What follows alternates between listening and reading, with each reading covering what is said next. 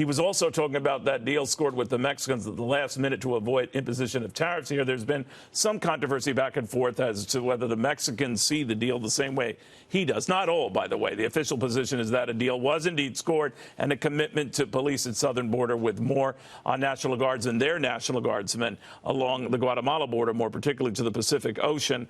Now, many have said that this was already in the works, but the bottom line, these tariffs got them in the works right now. So the president says this will be a good deal and good for us. There was also a reference you might have heard from a reporter asking him about an interview that he had conducted on the phone with CNBC's Joe Kernan, talking about how China now comes into play. He told Joe in that interview that Xi Jinping would probably be wise to show up for the G20 meeting at the end of this month in Japan.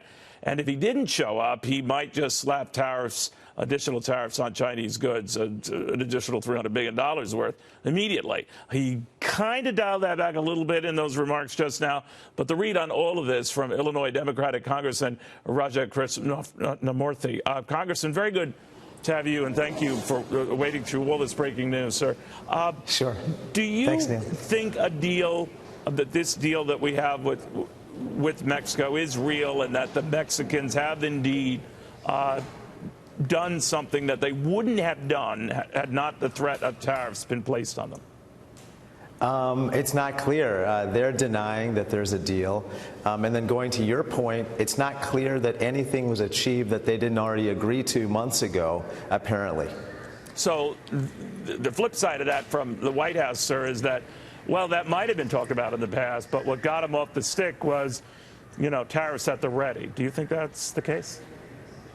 I don't know.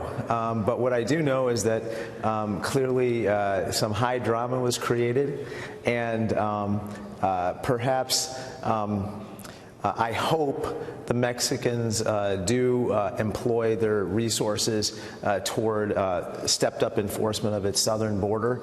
However, the one thing that I just want to point out in what the president said is that he said that tariffs are monies that are paid by foreign countries, when in fact tariffs are actually taxes that are paid by Americans. No, you're right and about American that. consumers. You're right about that. Now, I think he always goes back to whether we're paying it or not, and the fact is tariffs are borne by U.S. companies, of course, who have to pass that on to us, or in this case, Chinese or Mexican. But I'm wondering, the markets jumped on the prospect that whatever happens, it's going to slow the economy down. But the Federal Reserve will have our back. That is, America's back by lowering interest rates, or that was the message, lowering interest rates to bear the brunt of that. What do you think of that? I'm not sure if that's actually going to happen. However, the latest jobs report showed, I think, 75,000 jobs being created, which was much less than expectations. And so perhaps the Federal Reserve is going to see the economy slowing down, or there's slackening of the economy, and perhaps they'll lower interest rates. I'm not sure. All right. Now, the other deal that we have at the table with Mexico still stands. Are you for it? Nancy Pelosi has indicated there are a lot of things in there, including enforcement, she doesn't like. If it had to be voted on right now, Congressman, how do you think it would go? I couldn't support it unless I could see the enforcement standards. I think that's a widely held view around here in Congress. There apparently are some side agreements that might be hashed out as well. We haven't seen the text of those. And so we're waiting to see all the text. We're waiting to see whether there's really enforcement measures. I think that's really going to be the proof in the pudding. All right. If you don't mind if I switch to China, the CNBC interview the president had, in which he said that if Xi Jinping doesn't show up in Tokyo, I think it's in Tokyo, Japan, the G20 summit, then he could enact tariffs like immediately. What do you think? Well, I think a lot of my constituents, including companies and others, are very concerned about Chinese trade practices, and therefore there is a legitimate concern about what the Chinese do.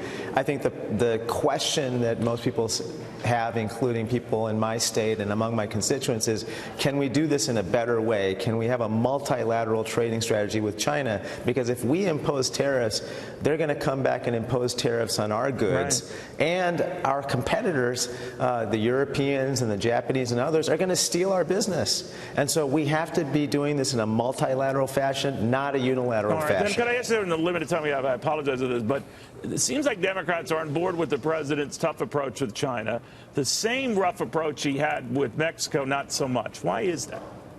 Well, I think, look, I was a small businessman before I came to Congress, and my company's intellectual property was routinely the target of Chinese industrial espionage. So I think a lot of people, Democrats and Republicans, view this type of intellectual property theft, among other things, as deeply disturbing and something that we have to act on, okay? But there's a way to do it that hopefully doesn't cause blowback for our exporters and our long-term prosperity. With regard to, and so with China, we want to have a multilateral approach. Right. With regard to Mexico, I think those tariffs scared the bejesus out of a lot of people, especially when he talked about going up to 25% tariffs on Mexican imports and so forth. I think people got very upset. Pause, I guess. Congressman Krishnamoorthi, thank you very, very much. Thank you. I apologize for the breaking news that pushed you back.